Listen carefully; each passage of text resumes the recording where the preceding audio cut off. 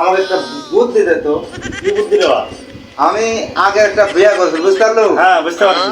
এই বউ আমার ঘৃণা করে তালাক দিয়ে চলে গেছে। তাই? অন্য জায়গা বিয়ে সান্দা আছে। হ্যাঁ। তো শুনলো নাকি ওটি সোয়ালো হয়ে আছে। ও, তা আমি মনে মনে করছি যে বউটা দেখতে যাবো। যে ভাই আমি ঠিক পাচ্ছি না, কি কি দিয়ে লিয়া যাবো। ভাই আমি ঠিক পাচ্ছি না, তোরা একটা পরামর্শ দে তো কি কি লিয়া যাইতে হবে। এটা আপনি ভাইবে ঠিক করতেছেন না? হ্যাঁ, হ্যাঁ, হ্যাঁ। রবিক ভাইবের কাছে তো এসব কোনো ব্যাপারই নেই। হ্যাঁ, পরামর্শ নেবেন আপনি?